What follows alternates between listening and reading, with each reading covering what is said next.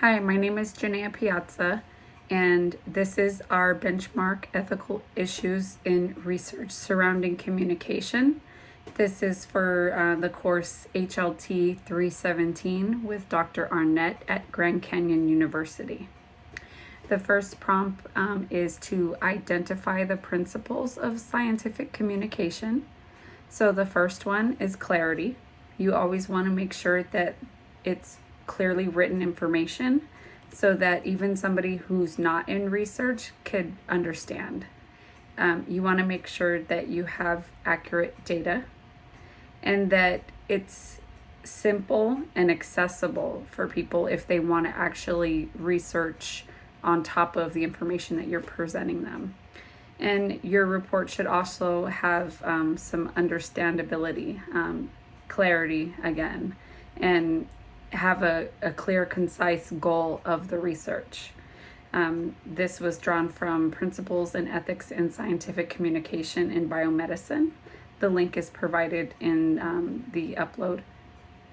The next question is explain the ethical implications in human research as it applies to the allied healthcare professional.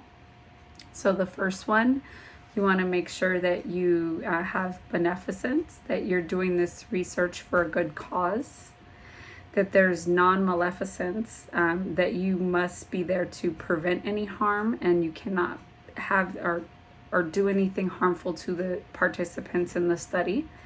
That there's fidelity and trust between the researchers and the participants. You want to make sure that you're maintaining personal dignity during the research study, that you're maintaining autonomy pertaining to everybody that's involved in the research, and that it's voluntary, and that the patient or participant has made competent decision making about it and understands about maintaining the privacy, that everything will be maintained within the study. This information was drawn up from ethical and legal issues in research involving human subjects. Do you want a piece of me? Journal of Clinical Pathology.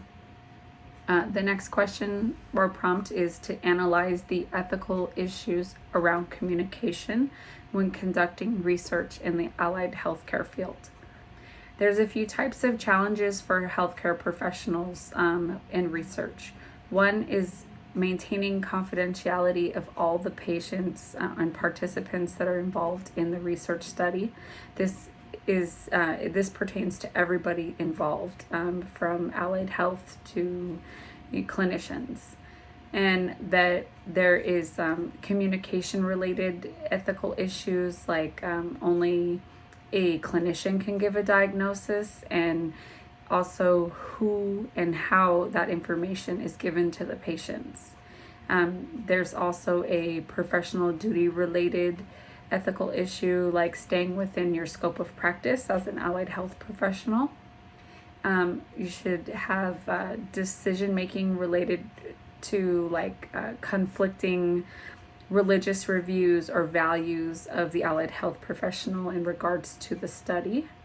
Another ethical issue that can come up is the decision to report an error, either done by yourself or another. There also can be some conflicting relationships between allied health professionals and the patients and participants, like conflict of interest. Do you know this person? Things like that. And reporting any type of abuse. Now, all of these things pertain to allied health professionals. The next scope question is describe how you would communicate effectively and appropriately with patients, families, and healthcare providers within your scope of practice. First, you want to make sure that you're maintaining eye contact, that you're giving reassuring nods when you're speaking, you're smiling, you're helping to maintain a positive relationship between the patients, families, and so forth. Listen with empathy, and you want to repeat back what some of the patient's questions are in order to make sure that you understand what they're asking.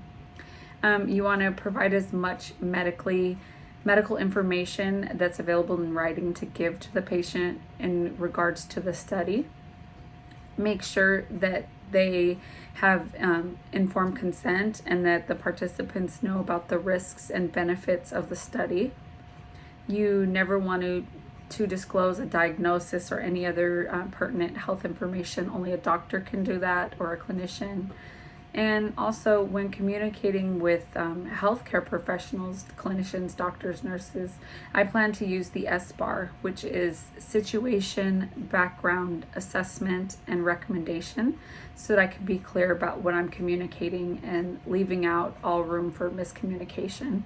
I would also prefer to communicate in writing so that there's a paper trail.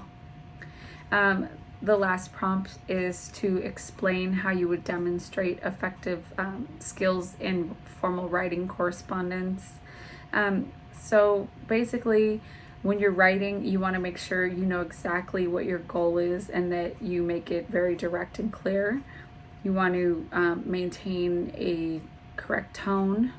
You want to use layman's terms or simple terms in order to, so that there won't be any miscommunication.